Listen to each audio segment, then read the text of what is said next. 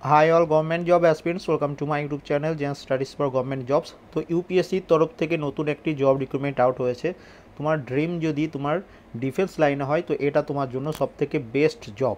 ওকে, এবং তুমি যদি গ্র্যাজুয়েশন পাস স্টুডেন্ট হয়ে থাকো তো এই পোস্টটার নাম হচ্ছে সিএপিএফ, মানে হচ্ছে central arm police force assistant commandant examination 2020।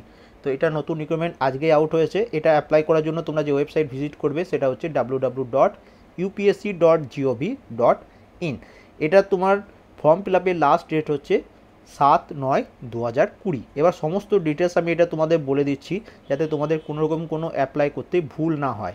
ওকে, ভুল করলে কিন্তু আর কারেকশনের কোনো পথ নেই। তো সবার প্রথম দেখো, অ্যাপ্লাই করার জন্য তোমাদের যেখানে যেতে হবে ইউপিএসসির অফিসিয়াল ওয়েবসাইট www.upsconline.nic.in। এরপর দেখো তোমাদের এখানে লাস্ট ডেট দিয়ে দেওয়া হয়েছে 7 সেপ্টেম্বর 2020 সন্ধ্যে 6টার মধ্যে তোমাকে অ্যাপ্লাই করতে হবে। সমস্ত ডিটেলস আমি এখানে তোমাদের বলে দিচ্ছি যেটা তোমাদের কাজে লাগবে। তারপরে দেখো এটার রিক্রুটমেন্ট কেমনভাবে হবে, একটা রিটেন এক্সাম হবে। রিটেন এক্সামের পর তোমাদের physical measurement, physical efficiency test হবে, তারপরে তোমাদের ইন্টারভিউ হবে, তারপরে তোমাদের সিলেকশন। এবার দেখে নাও তোমাদের পরীক্ষা যেটা হবে একটা এক্সাম, সেটা হচ্ছে 20 ডিসেম্বর 2020-তে। এবার দেখো কাদের কতগুলো ভ্যাকেন্সি রয়েছে সেটা এখানে দেওয়া রয়েছে। যে টেন্টেটিভ ভ্যাকেন্সি যেটা হচ্ছে বিএসএফের 78, সিআরপিএফের জন্য 13টি, সিআইএসএফ এটার জন্য 69, আইটিবিপির জন্য হচ্ছে 27টি এবং এসএসবির জন্য হচ্ছে 22টি। টোটাল 209টি পোস্টের রিক্রুটমেন্ট হচ্ছে এবং এটা হচ্ছে সবথেকে বেস্ট লেভেলের জব ডিফেন্স লাইনে। ওকে, কোন কোন পোস্টের জন্য তোমরা এটাতে সিলেক্ট হয়ে যাবে দেখো না। বর্ডার সিকিউরিটি ফোর্স রয়েছে, মানে হচ্ছে BSF, central reserve police force, central industrial security force, ITBP যেটা হচ্ছে ইন্ডো টাইবেটিয়ান বর্ডার পুলিশ এবং সশস্ত্র সীমাবল। ওকে, এবার দেখো এটার জন্য তোমাদের যে ডিটেলসগুলো জানতে হবে। সবার প্রথম তোমাদের এক্সাম সেন্টার কোথায় হবে। আমরা যারা ওয়েস্ট বেঙ্গল থেকে আছি তাদের একটাই এক্সাম সেন্টার, সেটা হচ্ছে কলকাতা। তো ফর্ম ফিল আপ করার সময় ফার্স্ট রেফারেন্স তোমরা কলকাতা দেবে। ওকে, এরপরে যদি আরও রেফারেন্স চাই তাহলে তুমি তোমার কাছাকাছি যেটা হচ্ছে সেটা দেবে। এবং যারা ত্রিপুরা থেকে আছো তোমাদের জন্য হচ্ছে আগরতলা। এবার তোমরা বাকি এই লিস্টগুলো দেখে দেবে। যদি রেফারেন্স আলাদা চাই, যে মনে করো বললো যে 3টে ফর্ম ফিল আপ করার সময় বলবে 3টে তোমাদের এক্সাম সেন্টার চুজ করো, তো সবার প্রথম যেন কলকাতাটাই চুজ করো। ওকে, নেক্সট তোমাদের যে ডিটেলসটা জানতে হবে, এইখানে তোমরা যারা যারা ইডাব্লিউএস ক্যাটাগরিতে ফর্ম ফিল আপ করতে চাও তো তোমাদের এখানে 2019-20 ফিনান্সিয়াল ইয়ারের সার্টিফিকেট লাগবে, 2018-19-এর হবে না, এটা ওরা আগে থেকেই বলে দিয়েছে। নেক্সট, এটার জন্য এলিজিবল ক্রাইটেরিয়া কি, ন্যাশনালিটি সবার প্রথম তোমাকে ইন্ডিয়ান হতে হবে। এটার জন্য মেল ফিমেল বোথ ক্যান্ডিডেট এটার জন্য অ্যাপ্লিকেবল। ওকে, এটার জন্য দেখো এজ লিমিট বা বয়স সীমা যেটা দেওয়া হয়েছে 20 থেকে 25 বছরের মধ্যে তোমার বয়স হতে হবে এবং তোমার ডেট অফ বার্থ, তোমার জন্মের তারিখ 2 আগস্ট 1995 থেকে 1 আগস্ট 2000 সালের মধ্যে হতে হবে, এর বাইরে হলে হবে না। 2 আগস্ট 1995 থেকে 1 আগস্ট 2000 সালের মধ্যে হতে হবে। এবং যারা এখানে এসসি এবং এসটি ক্যান্ডিডেট আছো তোমাদের 5 বছরের ছাড় দেওয়া হচ্ছে। যারা ওবিসি ক্যান্ডিডেট আছো তোমাদের জন্য 3 বছরের ছাড় দেওয়া হচ্ছে। এবং যারা এক্স সার্ভিসম্যান আছেন তাদের জন্য 5 বছরের ছাড় দেওয়া হয়েছে।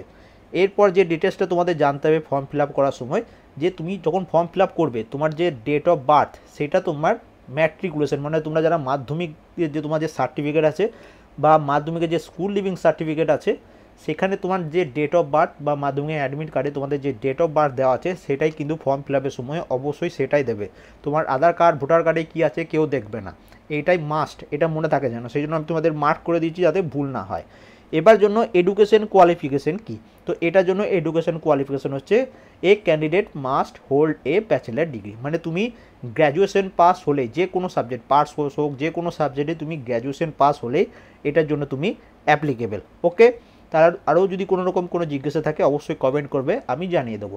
এবার তোমাদের মধ্যে যদি কারোর এনসিসির বি এবং এনসিসির সি সার্টিফিকেট থাকে তো অবশ্যই সেই সার্টিফিকেটটা তোমাদের একটু প্রেফারেন্স দেওয়া হবে ইন্টারভিউর সময়, তো সেটাও অবশ্যই তোমরা ওখানে জানাবে। ওখানে যদি তোমাদের ফর্ম ফিল আপ সময় শুধু হয় যে এনসি বি বা সি সার্টিফিকেট আছে কিনা তোমার যদি থেকে থাকে অবশ্যই সেটা দেবে।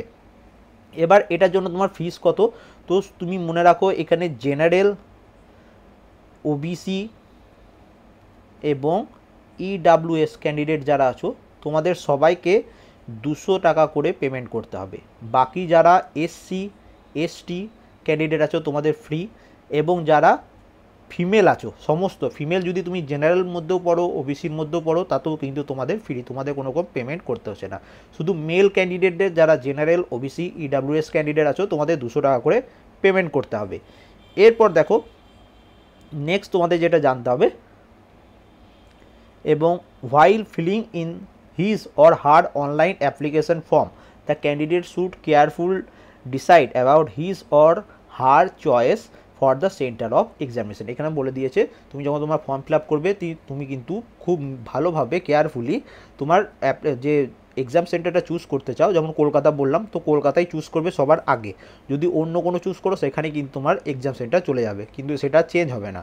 ওকে, এটা তোমাদের এখানে বলে দেওয়া হয়েছে। নেক্সট চলে আসি, তোমাদের যেটা জানতে হবে সমস্ত ডিটেলস আমি তোমাদের লাইন বাই লাইন বলে দিচ্ছি।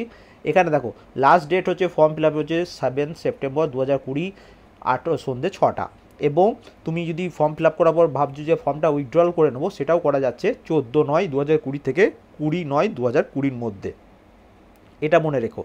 এরপর দেখো তোমাদের যেটা জানতে হবে যে সিলেকশন প্রসিডিওরটা কেমন। তো সবার প্রথম তোমাদের একটা রিটেন এক্সাম হবে, রিটেন এক্সামটা হবে 20 ডিসেম্বর, এবং রিটেন এক্সামটা হবে দুটি পার্টে বা দুটি পেপার 1 হবে সকাল 10টা থেকে 12টা পর্যন্ত, সেই দিনই পেপার 2 হবে দুপুর 2টো থেকে বিকেল 5টে পর্যন্ত। তাহলে পেপার 1 পেপার 2 একই দিনে এক্সাম হবে, তোমাকে দুটো পরীক্ষায় কিন্তু দিতে হবে। পেপার 1 যেটা রয়েছে জেনারেল অ্যাবিলিটি অ্যান্ড ইন্টেলিজেন্স 250 মার্কসের, এবং জেনারেল স্টাডিজ যেটা পেপার 2তে রয়েছে এসে এবং কম্পেনশন এটা হচ্ছে 200 মার্কসের। তাহলে টোটাল 450 মার্কসের তোমাদের এক্সাম হচ্ছে। ওকে, এবার এগুলো সিলেবাস কি সেটা আমি তোমাদের নিচে দেওয়া রয়েছে সেটা বলে দিচ্ছি, এবং তোমাদের যে কোশ্চেন পেপারটা সেট হবে সেটা ইংলিশ এবং হিন্দিতে, বাংলাতে হবে না, এটা মনে থাকে জানো। এরপর যারা কোয়ালিফাই করবে তোমাদের কি হবে, ফিজিক্যাল স্ট্যান্ডার্ড, ফিজিক্যাল এফিসিয়েন্সি এবং তারপরে মেডিকেল। ওকে, ফিজিক্যাল এফিসিয়েন্সি টেস্টের জন্য তোমাদের মেল ক্যান্ডিডেট যারা আছো তাদের প্রথম 100 মিটার রান হবে 16 সেকেন্ডের মধ্যে, ফিমেলদের 18 সেকেন্ডের মধ্যে। তারপর 800 মিটারের রান হবে 3 মিনিট 45 সেকেন্ড মেল ক্যান্ডিডেট, এবং ফিমেলদের জন্য 4 মিনিট 45 সেকেন্ড।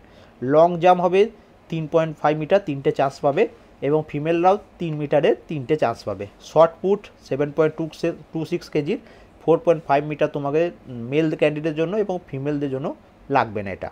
এবং এখানে বলে দিয়েছে যে pregnancy at the time of PT, physical efficiency টেস্টের সময় মহিলারা যদি প্রেগনেন্সি থাকে তাহলে তাদেরকে ডিসকোয়ালিফাই করে দেওয়া হবে, এটা যেন জেনে রেখো।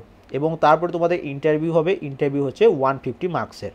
তো এবার কি হচ্ছে এখানে দেখো ফাইনাল সিলেকশন বা মেরিট লিস্ট কীভাবে হবে, the merit list will be drawn on the basis of mark obtain candidate in written exam and interview, মানে রিটেন এবং ইন্টারভিউ মিলে তোমাদের ফাইনাল মেরিট লিস্ট তৈরি হবে।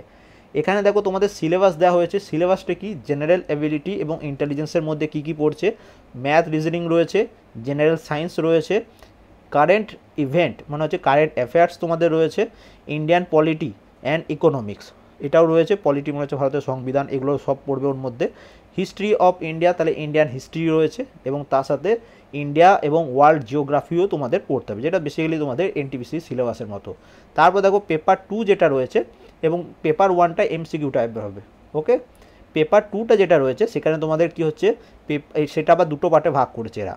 পেপার পার্ট 1-এ তোমাকে লিখতে হবে এসে কোশ্চেন, যেটা 80 মার্কসের থাকবে তোমাদের, এবং এটা হিন্দি অথবা ইংলিশে লিখতে হবে।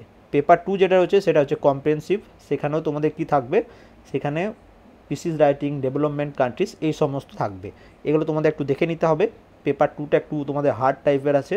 এরপর দেখো নেক্সট তোমাদের যেটা জানতে হবে যে এটা তো তোমাদের সিলেবাস হয়ে গেল, তো সিলেবাসটা একটু ভালো করে দেখে নেবে অ্যাপ্লাই করার আগে, এবং এই অফিসিয়াল নোটিফিকেশনটা অবশ্যই ডাউনলোড করে নেবে অ্যাপ্লাই করার আগে। এবার দেখো ফিজিক্যাল স্ট্যান্ডার্ড যেটা চেয়েছে, যদি তুমি মেল ক্যান্ডিডেট হও তোমার মিনিমাম হাইট 165 সেন্টিমিটার হতে হবে, এবং যদি তুমি ফিমেল হও তোমার 157 সেন্টিমিটার মিনিমাম। চেস্ট ছেলেদের 81 সেন্টিমিটার, এবং চেস্ট ফুলিয়ে আরও 5 সেন্টিমিটার ফোলাতে হবে, মেয়েদের ক্ষেত্রে এটা দরকার নেই। মিনিমাম ওয়েট ছেলেদের ক্ষেত্রে 50 কেজি, এবং মেয়েদের ক্ষেত্রে 46 কেজি মিনিমাম। এবং তারপরে দেখো তোমাদের আইসাইট, তো চোখের ভিশনও ভালো থাকতে হবে, 6/6 থেকে 6/12-এর মধ্যে থাকতে হবে। এগুলো একটু তোমরা দেখে নেবে, যাদের চশমা আছে তারা একটু ভালোভাবে অ্যাপ্লাই করে আগে দেখে নেবে। এবার এখানে দেখো তোমার বডি অনুযায়ী এবং তোমার বয়স অনুযায়ী তোমার হাইট ওয়েট রেশিও দেওয়া রয়েছে, তোমার কত সেন্টিমিটার হাইট এবং তোমার অ্যাকচুয়াল ওয়েট কত হওয়া উচিত সেটা এখানে দেওয়া রয়েছে। বোথ এটার জন্য এটা হচ্ছে মেল ক্যান্ডিডেট মানে ছেলেদের জন্য, এবং নিচে যেটা রয়েছে ফিমেল ক্যান্ডিডেট বা মহিলাদের জন্য। তো এই ছিল তোমাদের সমস্ত ডিটেলস। কোনো রকম কোনো অসুবিধা হলে অবশ্যই কমেন্ট করবে, আমি তোমাদের সবার রিপ্লাই দেবো। And thank you for watching.